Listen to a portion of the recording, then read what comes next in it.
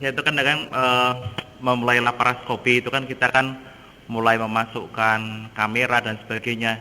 Grasper itu kan sering terjadi kebocoran udara. Kadang gemes juga sih, sudah saya jahit masih bocor, sudah jahit masih bocor. Pernah terpikir suatu gasless gitu. Nah, apakah Prof Tan ada trik-trik tertentu untuk melakukan gasless laparoskopik atau gimana? Terima kasih. Yeah, the question is, do you understand? You understand? A little bit, yeah. Oh, okay. No, but you better translate. Okay, still. They just started the laparoscopy, so sometimes when they put the camera and then there is a leakage of the gas, and they already stitches, but still there is a leak of the gas.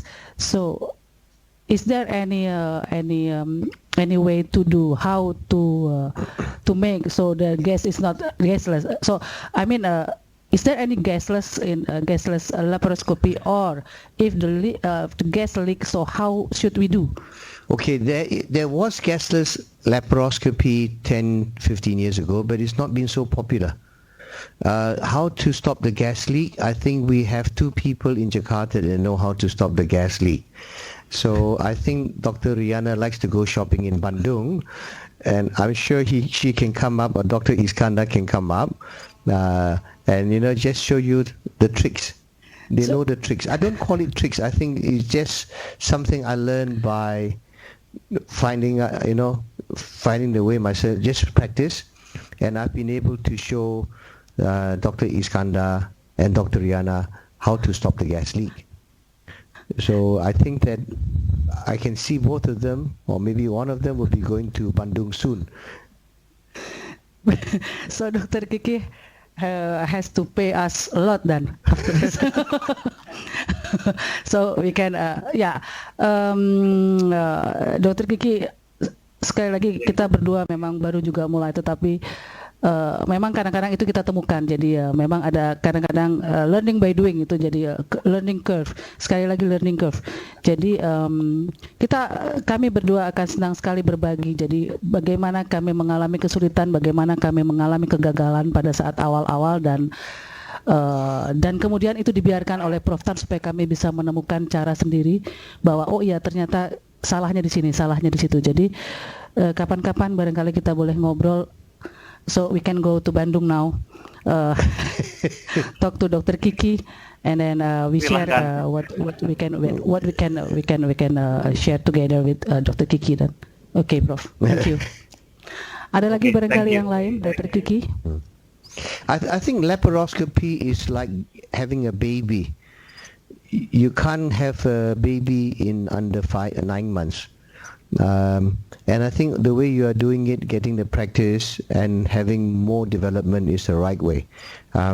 It took me a very long time to be able to do what I'm doing today. I did not become an expert overnight. I've been doing endoscopic surgery now since 2006. That is 24 years. Yeah, for PCN and all that. And it's just, you progress from one to another. I say it's like learning how to fly an aeroplane. You fly a little Cessna, and you fly a twin engine, and then you fly a bigger plane, and eventually you fly your Airbus 380.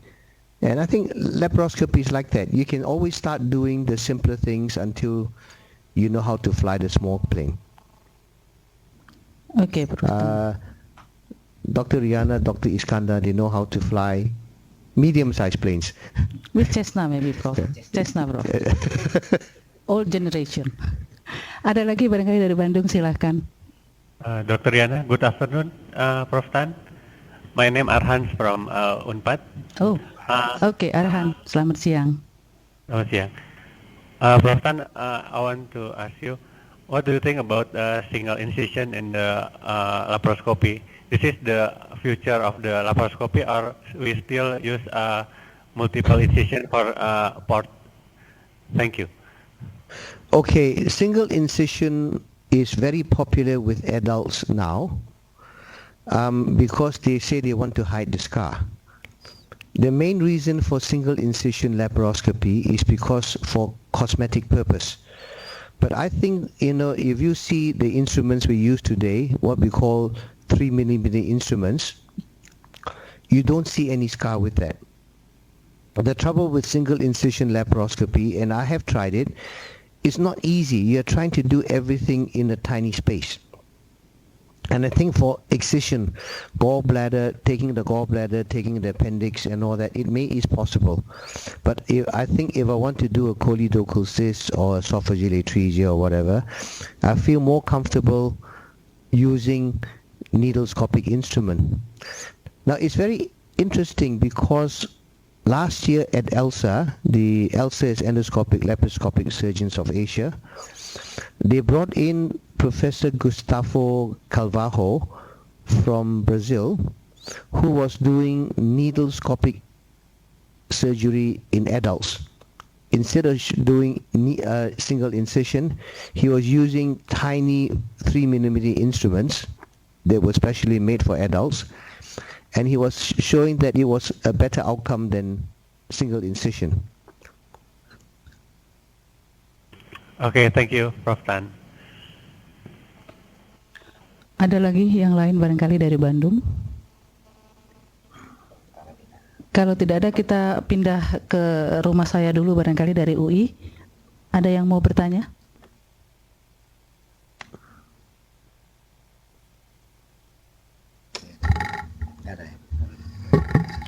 Prof, can I have a question for you?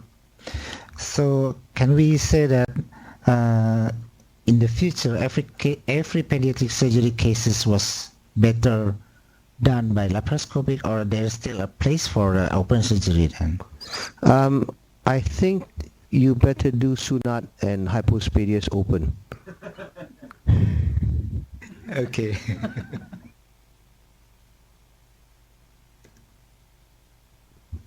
But seriously, I think for abdominal surgery you find more and more use. I still have to do open surgery, especially for big tumors. I think, Dr. Iskandar, you saw me do a very big tumor, and you cannot do those laparoscopically. Ada lagi, Dr. Amir barangkali? Can I have one question? What is the major difference between adult laparoscopy and pediatric laparoscopy? Because sometimes, as a human, sometimes we said that if you can do it in adult, so I can do it in pediatric. Is it true, or is it there is a major difference between adult and pediatric laparoscopy? There are a lot of major differences. I think if we start off from the body's response, the metabolic response to laparoscopic surgery in babies and in children is very different from adults. We did a study to show that pneumoperitoneum, if you do a pneumoperitoneum in an infant, they get a hypermetabolic state. The other thing is that the adult surgeons, when they operate in a big room. They can fill 5 liters of gas. But a pediatric surgeon has to do the impossible. I think that it's much more challenging for a pediatric surgeon to operate on a patient with duodenal atresia that's 2 kilo, because you're operating in an area about the size of a matchbox.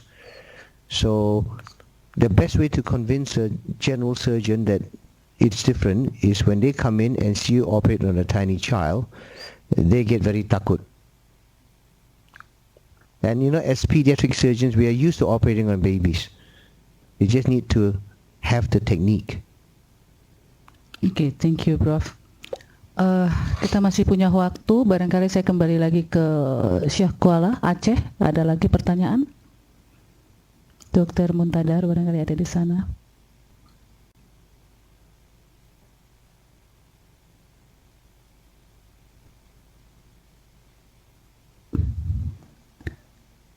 Dr. Muntadar? Kalau mau belajar laparoskopi sama Prof. Tan. Oh, they want to learn about laparoscopy from you, Prof. Aceh, Dr. Muntadar from Aceh. From Aceh. Hello. Saya harap lagi 6 bulan bila semua orang kalau dia mau learn from me boleh datang di Indonesia, datang di Cipto.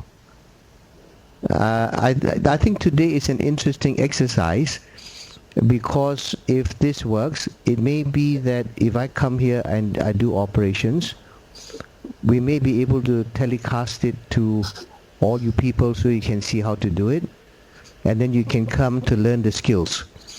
I think laparoscopy is like learning to play a musical instrument. You play the gamelan and now I ask you to play another instrument. You know the music but you don't know the other instrument. So it's not anything magical.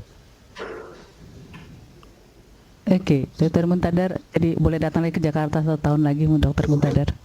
Nambah lagi. Terima kasih, Prof. Ada lagi Dr. Muntadar?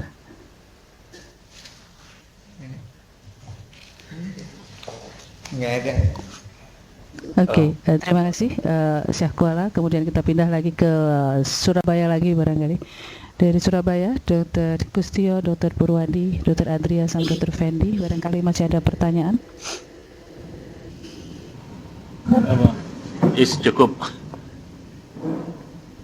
Terima kasih. Kemudian Gajah Mada. Cukup. Apakah ada pertanyaan? Dari Gajah Mada. Sudah. Good afternoon, Prof. Tan. Good afternoon. Dari Surabaya atau? Oh, this is from Jogja, Bro. I From come Jogja. from Oh, okay. Yogyakarta. Yes. We want to know about the robotic surgery and pediatric surgery. What do you think about the robotic surgery prospect in pediatric surgery? For the future, which one better, laparoscopic or robotic surgery? Thank you, Ms. Prof. Tan. At the moment, there is very little place for robotic surgery because the instruments are 8 millimeter and the endoris, by the time you put in the ports, they are big ports, and because of the endoris, the ports have to be 10 to 12 centimeter apart. So it is too far apart for babies. The other thing about robotic surgery is the cost. There are 3 robots in Malaysia. Each one costs $2 million US, and it costs $500,000 US a year for maintenance. But I also think that if you know how to do the operation laparoscopically, you don't need the robot. And you know, I think that without the robot, you can go anywhere to do it. Oke, ada lagi? Okay, thank you. Oke, dari Unpad barangkali kita boleh, kalau ada lagi sebelum kita tutup. Dari Unpad masih ada, Bandung.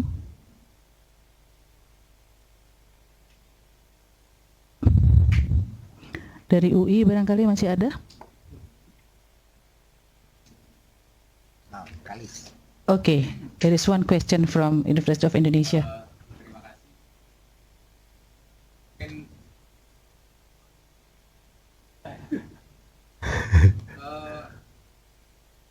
Pada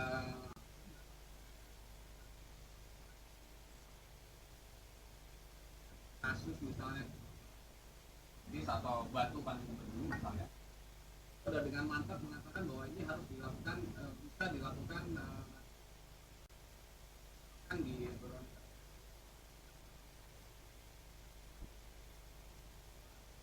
kasus apa di anak ini yang memang harus dilakukan laparoscopy gitu. Kasus apa yang apakah sekarang saya masih bingung nih, yang karena banyak kasusnya, tapi apa yang wajib dilakukan laparoscopy misalnya. In adult, if we have a patient with cholecystitis, so we can say that we should do this by laparoscopy. Otherwise, they can sue us in some countries. But in pediatric, what case that can we say just like that? So we should do this by laparoscopy. What case? That is still evolving. I think certainly fundoplication, splenectomy, pyloric stenosis, gallstones. Today we have evidence to show that it is a better operation laparoscopically. But the most important thing is it doesn't matter whether you do it laparoscopic or open, that you have to say that you do the best operation for the patient. And I have patients that come to me for a laparoscopic operation, and I tell them I won't do it laparoscopically because I think that the risks are too big.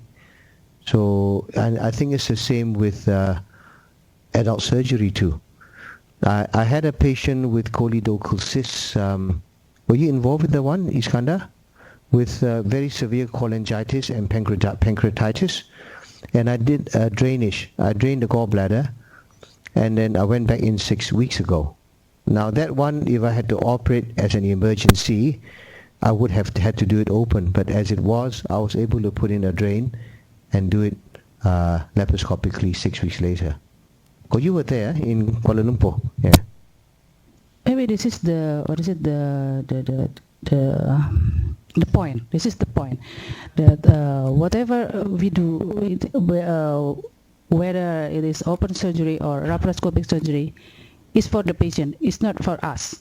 It's not for the benefit for the operator, but it's the benefit for the patient. So please do the best for the patient, not for us as a doctor.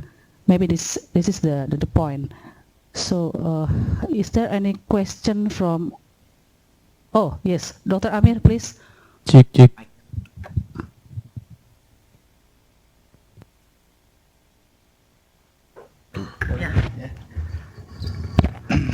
Assalamualaikum warahmatullahi wabarakatuh untuk semua. Saya hanya ingin menyampaikan bahwa laparoskopi itu memangnya itu adalah sesuatu yang akan datang. Jadi kita harus bisa menguasai kemampuan ini. Jadi bukan ini memang ini suatu keharusan. Sekarang kalau kita lihat negara-negara, jangan kita melihat ke Eropa, ke Amerika, mereka sudah terlalu jauh. Kita melihat saja di negara-negara ASEAN. Kita suatu negara yang besar dengan populasi yang 250 juta, itu kita paling belakang sekarang.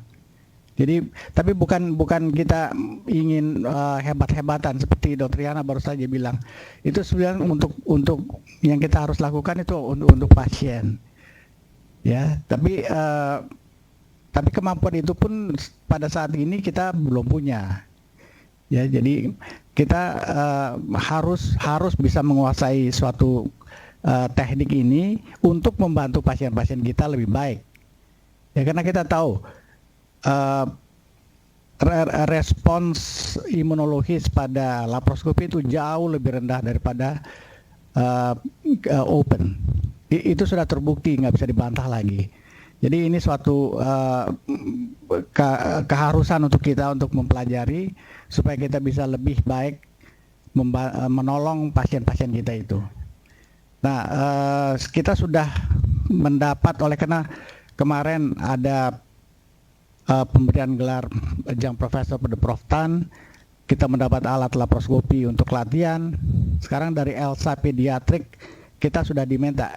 Tahun 2014 Elsa akan sidang di Bali tahun 2014. Jadi tinggal 2 tahun. Itu sudah ada permintaan pada semua bahwa makalah-makalah laparoskopi pediatrik itu sudah harus dipresentasi untuk di Bali 2 tahun lagi. Jadi yang sudah bisa mulai sekarang, yang belum bisa belajar dulu, kemudian majukan pengalaman, kesulitan segala macam, supaya yang belum belajar bisa saja kesulitan-kesulitan dihadapi kalau belajar laparoskopi itu. Mungkin sekian dari saya. Wassalamualaikum warahmatullahi wabarakatuh. Terima kasih Dr. Amir. Dr. Rohadi ada di Jogja. Selamat siang Dr. Rohadi. Barangkali kita cukupkan sampai sekian. Sekali lagi terima kasih untuk Unsia Aceh, untuk Unpad Bandung, UGM Jogja dan Surabaya, UNER, untuk partisipasinya pada siang hari ini. Mudah-mudahan acara seperti ini kita bisa laksanakan secara berkala, apapun itu bentuknya, barangkali dalam bentuk live barangkali kita bisa diskusikan bersama-sama. Prof Tan, thank you. We hope that we can do this. Oh, Dr. Kustio dari Surabaya barangkali ada yang mau bicara. Oh, okay. Prof Tan, thank you for this time, and I hope that we can do this regularly. Maybe the next time is August. Maybe we can do this. Yeah. August, yes. Okay. Thank you very much. Thank you, Prof everybody. Tan. Selamat siang semuanya. Terus sekali lagi terima kasih. Sampai jumpa.